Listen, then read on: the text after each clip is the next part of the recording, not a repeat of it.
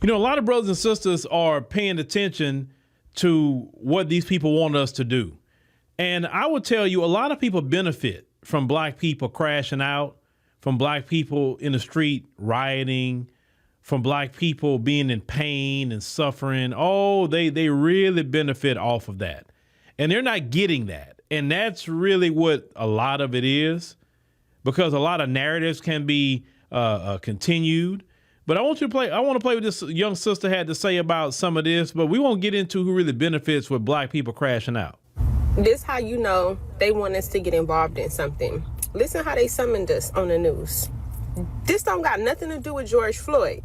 So why did they bring it up? Just hold on. Shameful and disgraceful. And you would think that entire state would be a little bit more sensitive for the rhetoric that they use, given what happened in 2020 with the George Floyd riots, when their city and their state was quite literally up in flames for quite some time. And then, of course, that ignited a violent protest around the country. We all remember what happened. So why bring him up? George Floyd don't got nothing to do with ICE. This is how they be trying to incite riots. I'm starting to realize that the government just love chaos. They love chaos and they love to play with people's emotions. Why bring up?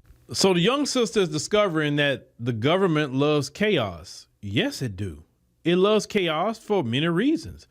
Number one, especially chaos of black people. Let's make sure to put that out there, right? So who benefits for black people crashing out? Who benefits? There's a lot of monetary benefit for black people crashing out.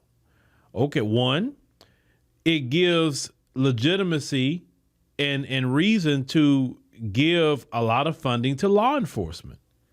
If black people out here acting a fool, they can say, see, look how black people are. We need to give billions of dollars to law enforcement because look what they're doing. We got to have the police there to handle them and calm them down. They use that footage for that. Also, when it comes to footage, the mainstream media uses that footage for propaganda and to make a whole lot of money, because you know the whole world's going to pay attention when black people step on the court. So they're not getting that footage right now. Yes, they got footage of white people out there on the street, but that nobody cares about that. Not like they would care if black Americans were on the street. Number three, it would give the Trump administration the green light to do the Insurrection Act and to do whatever he wants to do, because we out there acting a fool. Four, it would reinforce stereotypes and to say, look, see how these black people are. You got to be scared of them. Vote for us because we'll keep those blacks in line, right? So that footage will be used for that, to make sure to get the white voters to keep voting definitely more Republican, because they say, oh, we about law and order. We're not going to put up with that from them. You understand? Also, it keeps us spent. It keeps us not building anything. It keeps us in an emotional state. When you're in an emotional state, you can't build, you can't think right. You're more powerful in a logical state, not an emotional state. When you're in an emotional state, you make rash decisions. You don't think it through. And that's the worst to be, is in an emotional state making decisions. So we're not building the black community when we're in an emotional state and fighting and crying and all of that. We're not taking care of our children. We're not building institutions.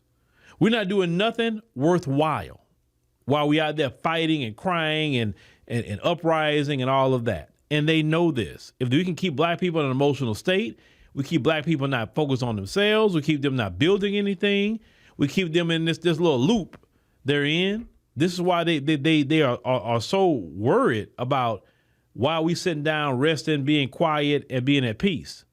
Because when you're at peace, you could think. And when you could think, those thoughts is going to become action. It's going to be positive, what you're going to do. You understand what I'm saying? It's going to be a positive action. You can't do any positive actions when you're crying and fighting and your emotions spent and you're in jail. Maybe you lost your life in those streets of those police. You can't build anything. The politicians need to justify their job on top of that.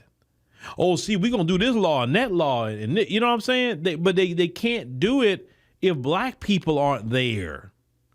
We are the one that they could justify a whole lot of things for. They're not going to do all that toward white people. That's the frustration. Even the immigrants, they're not going to fight back. They're not.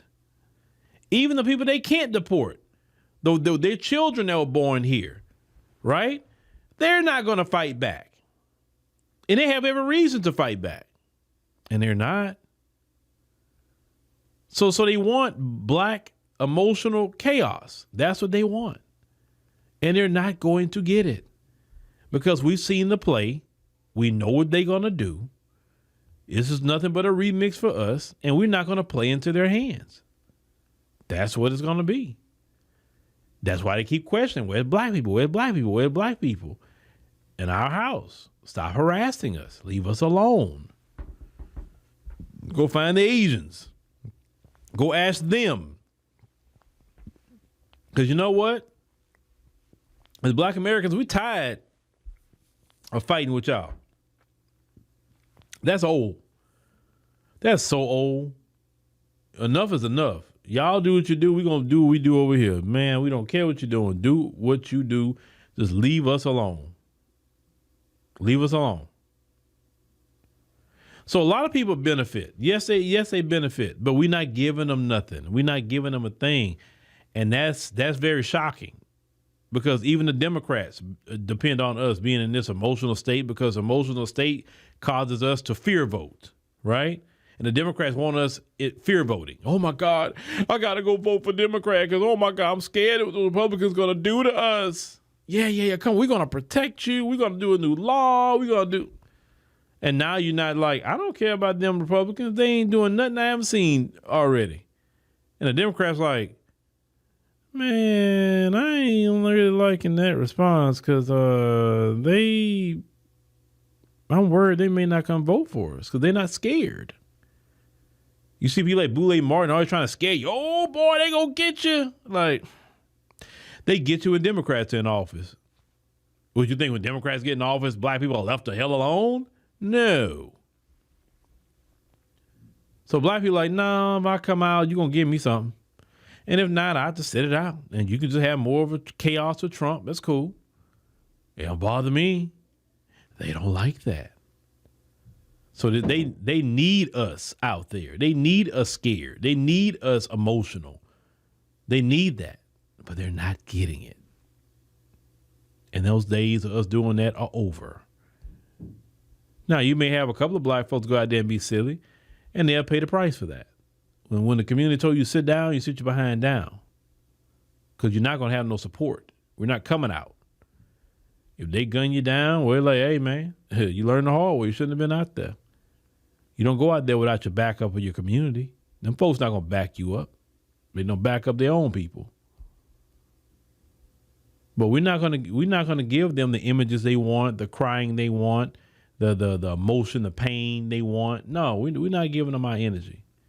We're staying in the juke joint, and that's the best place for us to be.